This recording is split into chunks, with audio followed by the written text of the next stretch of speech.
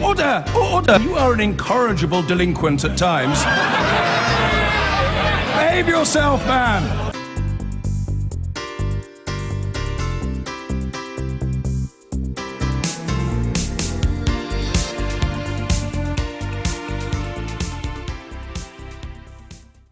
The former Labour leader Ed Miliband is calling for a vote in Parliament on the government's plans for Brexit. And Mr Miliband, who voted for the UK to remain in the European Union, is here right now. Good morning. Nice to be with you. What exactly is it that you want? Well, look, first thing to say is I accept the result of this referendum. The British people voted to leave the European Union. We need to honour that vote. This is not about trying to reverse the result through Parliament. But what they didn't vote for was a particular type of Brexit. And there are lots of decisions to be made about immigration, about the economy and the single market. And my point is, Parliament's got to take a view on that, if you like, to give the government a mandate for the negotiations, because we now know that Theresa May, by the end of March, is going to be triggering Article 50 to start leaving the European Union. And my basic point is, the government can't go off and do these negotiations without getting the consent of Parliament for the way they're going to go about these negotiations and what they're going to be arguing for the British people. And ultimately, that's the point, which is, if this is all about sovereignty, the sovereignty of the people, which lots of people who wanted to leave the European Union said it was, then Parliament and as a representative of the people have to take a view, and the people have to be consulted. You know, people have to have laid before them the choices, the strategy of the government. The British public voted to leave the EU. They didn't vote to leave the EU subject to a vote by you and your colleagues in Parliament. Exactly. That's why I'm not saying let's try and reverse the result. Look, there are some people on the Labour side and others who said, Parliament, this is an advisory referendum, you know, we shouldn't necessarily go through with it. I'm not saying that. I'm saying we're going to be leaving the European Union. That's what the British people voted for. But we've got to get those negotiations right. It was Philip Hammond, the Chancellor, who said last week, the British people didn't vote to make themselves poorer. And he's right about that. And what worried me about some of what we heard at the Conservative conference was, I understand the concerns about immigration. I see them in my own constituency. But what I felt was that our whole economy was in danger of being thrown off the cliff, our biggest trading relationship in the single market, in a kind of quite cavalier fashion. And the way we've got to go about these negotiations is in a careful, considered and indeed consultative way with Parliament and the people. But the government has the authority to deliver the will of the people without having to go back to Parliament to check with MPs the terms of Brexit.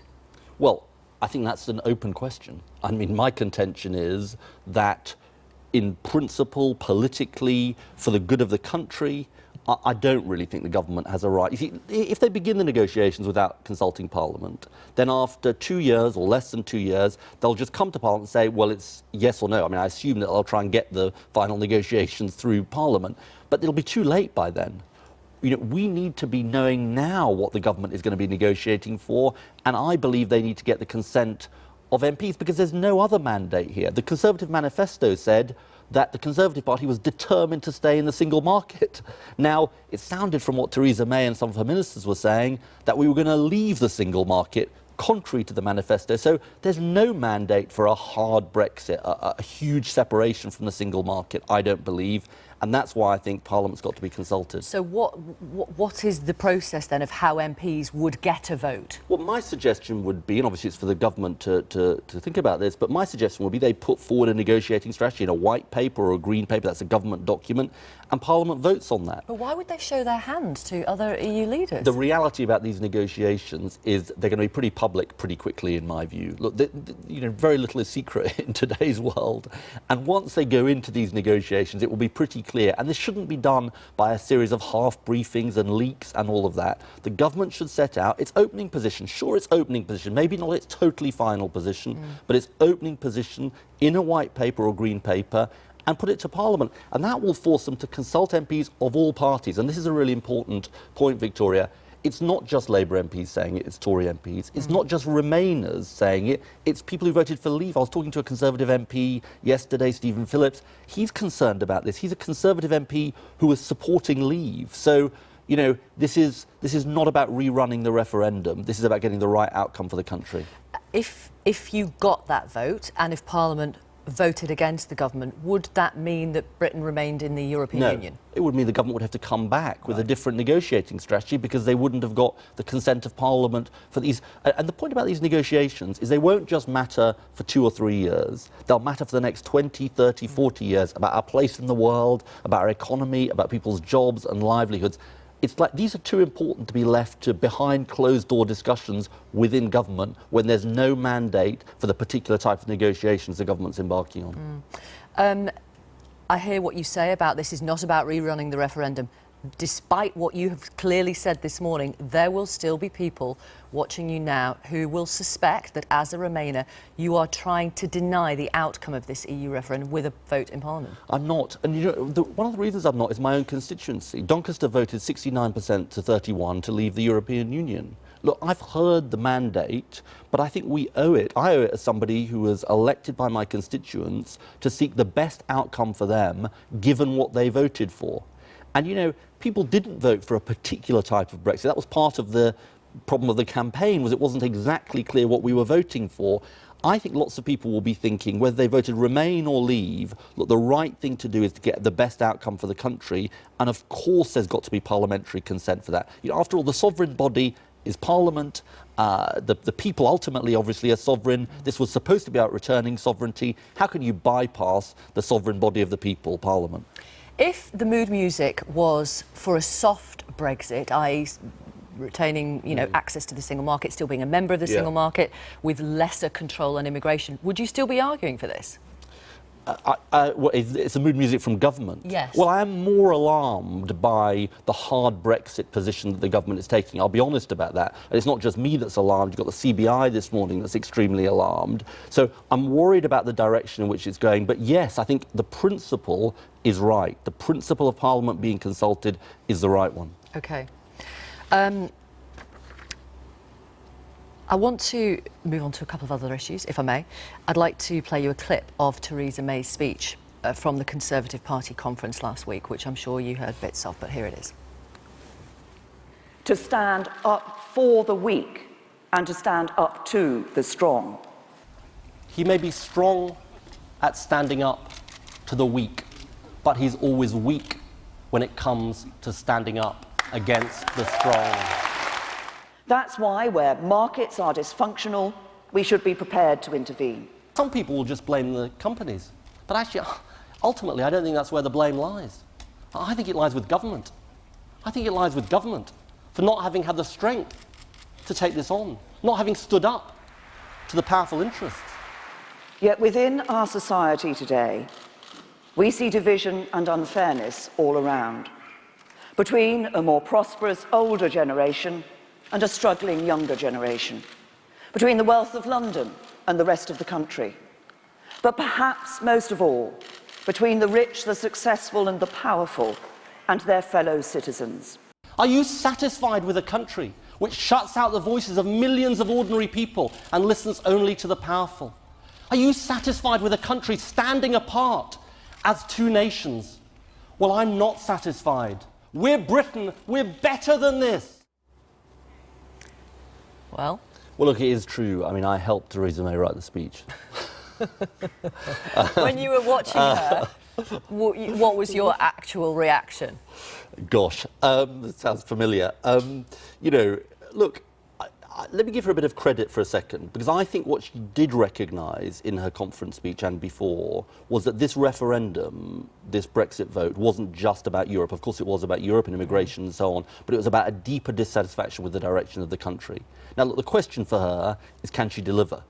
Can she deliver on all the things she said? She's planning to cut tax credits, which is going to be bad for the people that she was talking about. I think hard Brexit would be bad for the people that she's talking about. She was famously, I think, recently having dinner with Rupert Murdoch. I don't think he quite agrees with the strategy she's talking about. Where's the policy on non-doms, which was something I said, people who don't pay taxes are the richest in our society. So, but I say, let's judge her. I mean, I'll judge her on her actions. I want to ask you about the US presidential debate last night. You're a keen follower of US politics. I didn't stay up for it, I must No, confess. that's fair enough. But I know you've followed the news this morning. There is a comparison between Donald Trump and Jeremy Corbyn, clearly not in terms of policy, but in the fact that they attract those people who are anti-politics. Do you think that's fair? I think it's different, but there are, the similarities are these, which is that all around the world, people are tapping into deep discontent with the way the country is going. Now, I think Jeremy Corbyn has totally different solutions from Donald Trump, as I think both of them would say as well. I think it's very troubling, the Donald Trump candidacy. I think whatever the outcome, it's troubling because millions and millions of Americans are going to vote for him. And I think it's a real sign that the sort of capitalist system, the kind of system that America and indeed Britain is putting forward and has for a long time, is in real disrepute with people. And if people are willing to ignore that terrible tape, his misogyny, his racism, it tells you something about how deep the dissatisfaction is. Do you believe Labour can win a general election under Jeremy Corbyn? Absolutely. Absolutely. Look, he got re-elected by our party. We've got more members than I think we've had in 40 or 50 years. He has mobilised party members and people who weren't party members in a way that even I didn't do so. Now the task is for all of us to take this out to the country and convince the country. And, you know, I think there has been a change in terms of attitude and will among the parliamentary party since Jeremy's re-election. I think there's an acceptance that he won, an acceptance that people have got to work with him and support him. It doesn't mean there won't be disagreements. It doesn't mean there'll be, you know, constant peace, but it does mean there's a sense that we've got to focus on the country, not the party. And what sort of evidence will you, I mean, how will you measure his success as we head towards a general election? What are you looking for in terms of that wider electorate appealing to the wider I would say in these things, as a former leader, I never liked it when other leaders commentated or marked me out of 10. And so I'm not going to mark him out of 10. I'm going to do my bit. I think this Brexit thing is really important. It's one of the things that I'm concentrating on, but I'm going to support him because I think it's the right thing to do. The party's made its choice, and I think we should accept it. His latest top team appointments came last week. Were you invited to be a member of it? I wasn't invited formally. I've made clear for some time that I thought my role was best served on the back benches. It's partly because I've been in the front line for a long time. I wanted a break from the front line. I thought there's other things I could do from the back benches. I wanted to carry on doing those things. OK. So that means you wouldn't ever serve on the front bench? No, it doesn't. Under Jeremy It doesn't mean that. No, okay. It means that at the moment I'm happy doing what I'm doing. Right. OK. A quick word about the reshuffle. 2 Labour whips, people responsible for party discipline, have resigned overnight in protest at the sacking last week of the chief whip, Labour's chief whip, Rosie Winterton. Do you think that was a brutal sacking? Well, look, Rosie's a really good friend of mine. I appointed her as chief whip, so I think she's a brilliant person. She was always the first name on my team sheet, as I would always say to her. But leaders have to make their decisions. And just like I'm not going to commentate on his performance or marks out of 10, I'm not going to commentate on his reshuffle. You know, he needs to decide who he wants in his top team, and that's his entitlement. He won the leadership election. He's entitled to do that. OK. The Prime Minister is shortly due to arrive in Copenhagen for talks with her Danish counterpart over Britain's exit from the European Union. After that, she'll head to The Hague to meet the Dutch Prime Minister. Meanwhile here, David Davis, the Secretary of State for leaving the EU, will make a statement to the Commons later this afternoon on the government's approach to Brexit.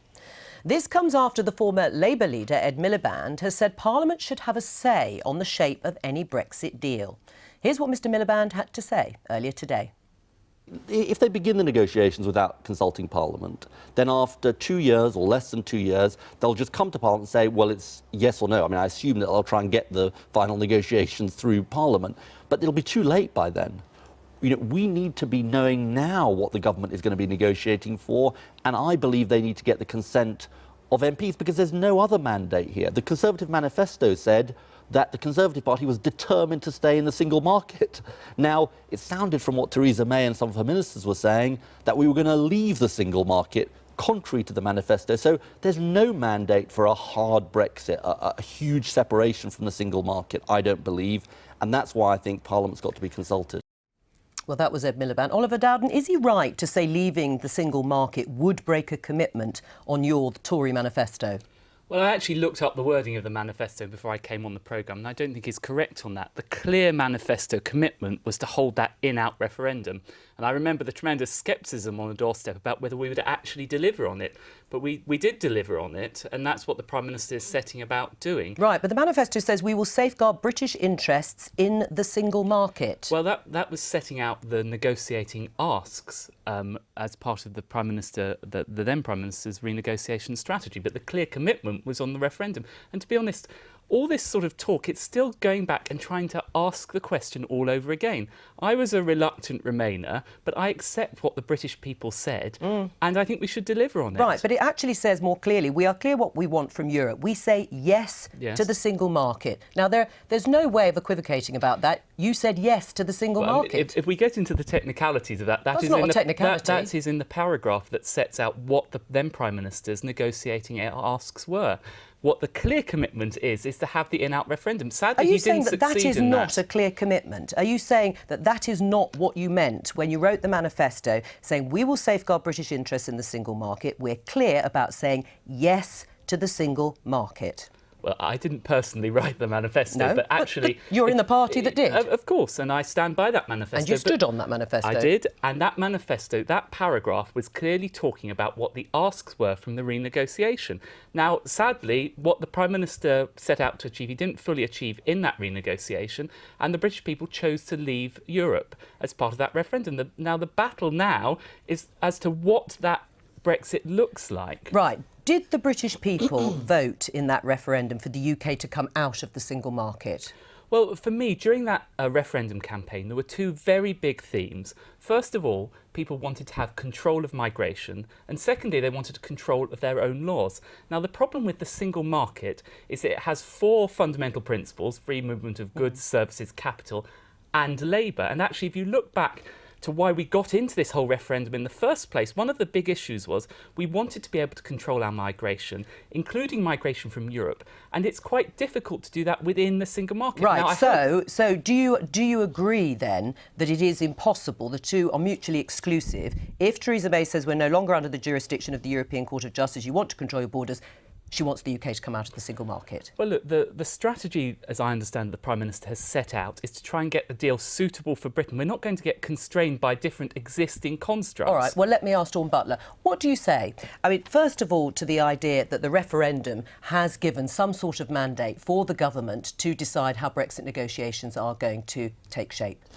I think that talking about the negotiated or negotiations and the ask is very important, actually, to what people voted for. So, yes, the question was a very simple in or out, but what are the terms of the out? What are the terms of the exit strategy? Should there be a vote? And it's important. Should there be a vote? Does Labour want to see a vote in Parliament on the government's initial negotiating position? Yes, Labour would like to see a vote on the terms. So people, for instance, thought that they were voting for an extra £350 million in the NHS. That was very clearly set out of one of the negotiating terms in the campaign. Right, now, but you say that you want to have a vote, and that is what Keir Starmer, the shadow Brexit secretary, said yesterday. But Diane Abbott, the shadow Home Secretary, said we have to be careful not to look as if we're not listening to the result, and she wouldn't actually say that there should be a vote. So is she right, or is Keir Starmer? No, because what it is, in terms of we're not requesting or asking for people to say to rerun the election. Right. We're not saying we're not saying yes or no again. People have said we want to leave the European Union. So we've accepted that people want to leave the European Union. Now, what are the terms of that exit? You know, is it a hard Brexit, as they said? But what it is are you saying that we leave and we're out of the single market? And should there be a vote on that? Yes, people need to know what they're actually voting for. So Diane Abbott, who wouldn't actually sign up to that, was not really speaking for the Labour Party. Keir Starmer is. No, I think we're both essentially saying the same thing. What Diane's saying is we don't want to rerun the referendum. Right. We don't want to ask people again, do you want in and out? We want to say to people, are you happy with your Prime Minister's negotiations in our exit? When should that vote be? Before it's agreed in the European Union that this is the terms in which we'll leave. Right, so Parliament straight after Article 50 is invoked next year? Straight after the negotiations. We're not saying that step by step Theresa May has to come back and say this is what I've negotiated, but on the big things in terms of the single market, single trade, which is going to affect a lot of businesses in the UK, the public need to know what that means. Should there be a vote? There is growing pressure now for there to be a vote on whether the UK remains part of the single market and whether that should be part of the negotiation stance. Well, first of all, I'm slightly confused as to Labour's stance because I listened to Ed Miliband and he seemed to suggest that the vote would take place before invoking Article 50, so it was a sort of negotiating mandate. It's a very different question if it's on the actual outcome of the negotiating process. Now, I don't think there's a confusion in terms of what is it that's going to happen when we leave the EU. Yeah. People need to know, what will it look like? What will the UK look like when we leave? What does it mean? Is this on the government's negotiating stance, or is it on the outcome? Now, as I understood, it was on the negotiating stance. Now, if that's the case, I have two problems with it. The first is that negotiating is clearly an executive power in exercise of royal prerogative, and there's a reason for that, which is that the Prime Minister of the day, or whoever is undertaking the negotiation, needs to have that flexibility. That's why it's exercised as a royal prerogative power. But secondly, I have a wider political problem with it, which is that I remember during the election campaign we had very clear battles. On the one side was pitched the economic argument, and on the other side was pitched the very compelling argument about controlling migration and about controlling our laws, for example, over the ECJ. But do you accept many people didn't think that would mean coming out of the single market? I mean, Nicky Morgan has said, the Tory MP, used to be part of the cabinet, leaving the single market would break the commitment that the Tories have made, and that actually the negotiating stance should be something that is voted on by MPs. Well, first of all, I think everyone's assuming we're going to get out of the single market. There is a negotiating process to go on this. You don't know whether that's going to happen? Well, I hope that the Prime Minister can get the very best deal possible. Let's not try and prejudge the exact nature of that deal. And do people need to know, if we are going to come out of the single market, is it right that people understand that before the negotiations continue? Well, as I said, I don't think it makes sense to start binding the government's hands before the negotiation process. Before we leave this, I mean, you were David Cameron's Deputy Chief of Staff. You're now a backbencher under Theresa May. It is a very different government now, obviously post the referendum.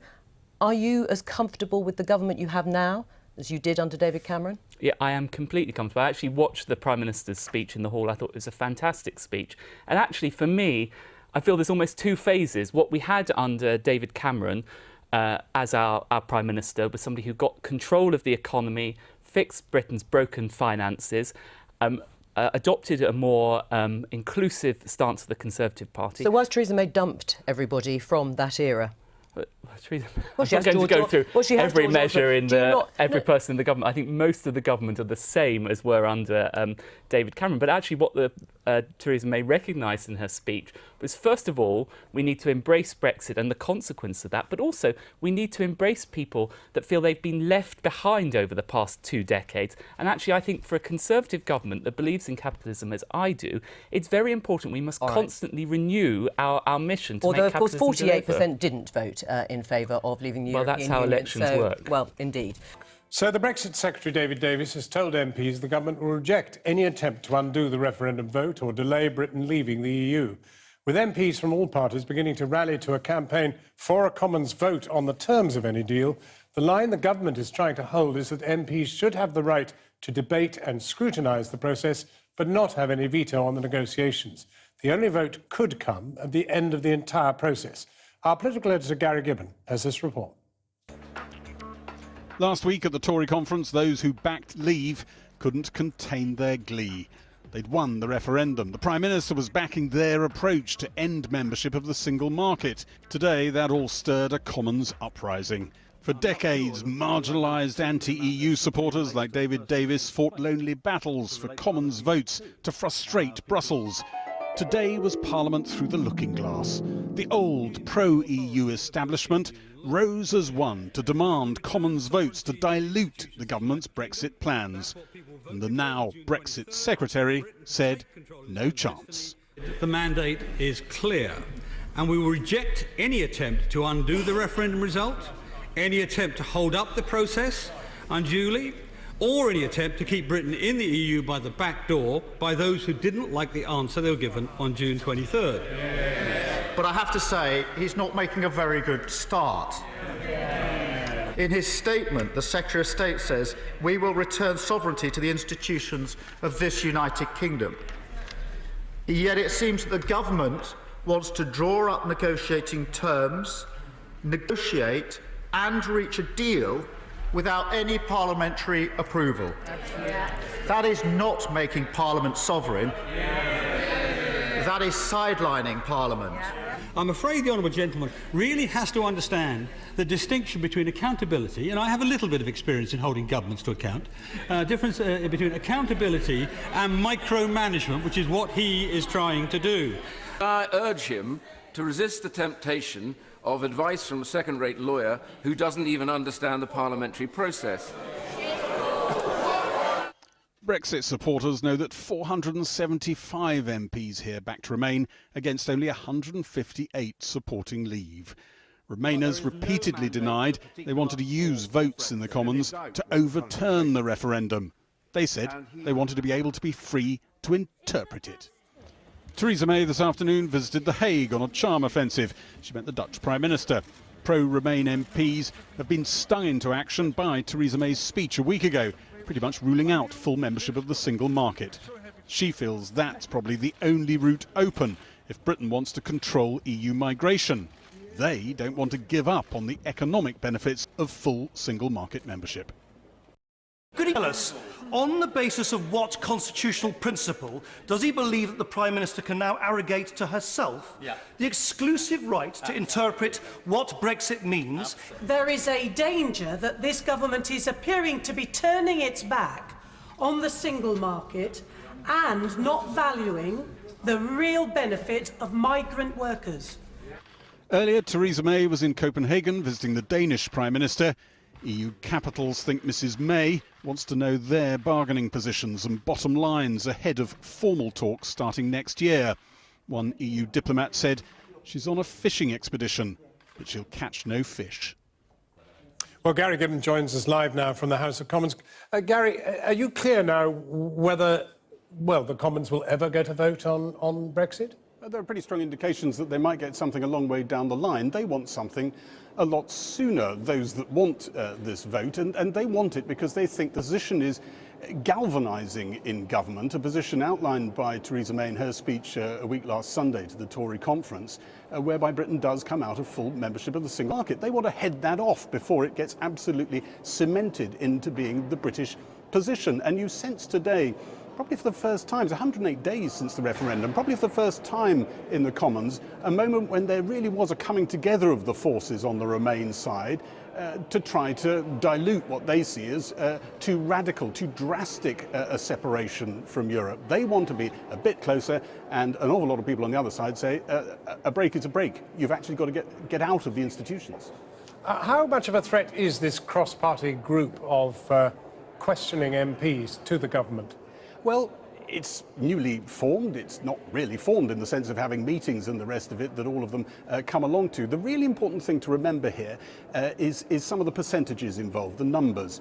73% of MPs actually voted for Remain, but 73% of constituencies in England and Wales, according to number crunchers who've tried to look at this, 73% of constituencies, England and Wales, actually voted to leave. So you've got mirror images of two things going on there, a real tension. Now, the Remainers here feel they've been given a bit of a push by noises from the Treasury suggesting that perhaps lonely department in government is trying to pull Theresa May a certain way, CBI and other people as well. At the moment they want to join in, but nobody knows how this story ends. Well, now we are joined here in the studio by two men who are both former leaders of their parties. Labour's Ed Miliband, who called for a Commons vote on the terms of any Brexit deal, and Ian Duncan-Smith, former Conservative Party leader and a leading figure in the successful vote Leave campaign. So, well, the referendum has decided we're going to leave Europe. That seems to be agreed. What is Parliament's formal role in the terms of that departure? Well, I think, of course, the government is bound to come back to Parliament and to tell Parliament what it's doing, how that's working, and that will happen over a period of time. I would certainly insist that the government does that. But the second part of it, which is the government was not expected to do, if you remember, during the conference, Theresa May announced out that they're actually also, in parallel, going to repeal the 1972 European Communities Act. Now, strictly speaking, according to Article 50, you don't need to do this, but it is bound by our own constitutional requirements. And so that means everything that will be discussed in the Article 50 process will be in Parliament, in detail, going through both houses of Parliament. So this will be the focus for Parliament to discuss every aspect, including things like entry and staying into the single market if they wish in there. So that Parliament's views will be considered and taken throughout that. I encourage that, and I asked for that in this pamphlet I wrote. Satisfied? Not really. Look, this is a matter for the national interest, really. I accept that there was a vote to leave the European Union, and I think we should honour that mandate. And I think we should get away from the idea that somehow people who are worried about this are seeking to reverse the result. But there's clearly a wide spectrum of what Brexit looks like, and there is no mandate, either from the Conservative Party manifesto of 2015 or the referendum, for the type of Brexit we have. So it seems to me unarguable, and actually in the national interest and building the national consensus the government say they want, to have Parliament consulted and indeed approve the terms of the negotiations. And I am worried that there'll be a drive to hard Brexit, pushed by some people in the government, and I'm sure some people in government are worried about that, without Parliament having a role. And then it'll be a fait accompli at the end of the negotiations. Well, what's your response to that? Well, first of all, I don't believe in hard or soft Brexit. I think the truth is... so hard Brexit is not an issue for you? Well, no, I don't soft or either hard. I mean, the truth is, what the government has to do in Article 50, there are two processes running in Article 50. The first is a very functional process of how do you leave the organisation, do you tidy up issues on home affairs, bits and pieces that you may wish to be part of. The second aspect is what kind of relationship does the EU have with the UK after you leave the European Union? And you want that one to run in parallel, and you want that to be established as quickly as possible. Now, the key point about all of that... But all this is going to be done without referring to Parliament? Well, no, I think the truth is all of this will come back into Parliament endlessly in the course of I see, so Parliament will get a vote on the single market, for example? Yeah, because inside the 72 Act, the repeal of that are all the provisions to be members of the single market. Let's check about this. So hang on, this is going to be a very long... I know Ian said to me before he came on... Is that going to cover what you need? I fear it isn't. I mean, Ian said beforehand he doesn't speak for the government. But look, if you're saying, Ian, that we are going to get a vote on the single market and whether we're members of the single market, I mean, that's good news. That is definitely a step forward. Well, that is a major news event. Is that what you're saying? Is that what you're saying? You have been in Parliament as long as I have. You know that if you repeal an act like the 72 European Communities Act, which has everything that we are bound to under European law, and you'll accept and all of those regulations are in there, all those votes are there. And you'll accept that the issue of the single market all of that will be debated and voted upon by MPs. But that's what the 72 Act says. And there's one other element, which, by the way, the Labour Party could, any day they like, they can hold an opposition day debate on membership of the single European market. They could do it. They're doing it on Wednesday, I gather. They can do it again and again and again. You've got nothing to worry about. And you can have a vote on it too. You know that opposition days aren't the same as government coming to Parliament. But there's pressure on your side. But there's pressure on your side not to vote for an opposition. But if you defeat the government, Ian, let me ask you. Come on, I've rebelled in the past. I've put a bit of pressure on him, Ed. Let's just ask you a question. Are you actually clear on what Labour market I don't speak for the front bench, but let me tell you what my position is. My position is that we should do everything we can, and we should also, if we can, seek adjustments to freedom of movement. Now, is that okay now, some people say possible. I think that would be the ideal outcome. Okay. At the moment, the government's position is we've got a target on immigration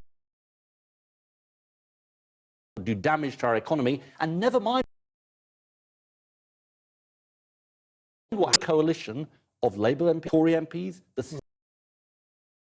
with Japanese investors, all these people saying we are really worried by this charge to hard Brexit. The question I want to ask Ian, if I may, is this. Well, I thought I was going to ask this question. You understand the need to bring the country together, Remainers and Leavers. Yeah. I accept the result. I accept there was a vote for Brexit. But without the government properly consulting Parliament, properly laying the trade-offs before people, I don't see how you get that national consensus, that unity of the country that we need. Look, the public voted quite clearly and on this to leave the European Union. Now, one of the key areas was to take back control of their borders. Now, I happen to believe that the best way to do that is to have a permit system that allows you to bear down on low-skilled workers, but to allow utter flexibility for high-end, high-skilled workers. Now, if that's in place, we will not be able to remain members of the Single European Act. Hang on, Mrs. Merkel has said so. The European Commission said so. What about the trade-offs? What does that mean for our economy? Can I just finish? Yes, ask me a question. Sure. The key element of this is not about being in an internal market of the EU. The question is, we want to leave and have full access to that, and so do they to us. And this is really the point. We want to have a free trade relationship. That's what with you them. want to have. Yeah, and they do too. And I believe this is the point about discussion. When you get down to it, it's about access, free trade. Can I bring out the difference between us, John? I think we can see the differences. They're pretty clear. But I do want to ask you about the pound. The pound is almost at parity with the euro. It's heading for parity with the dollar.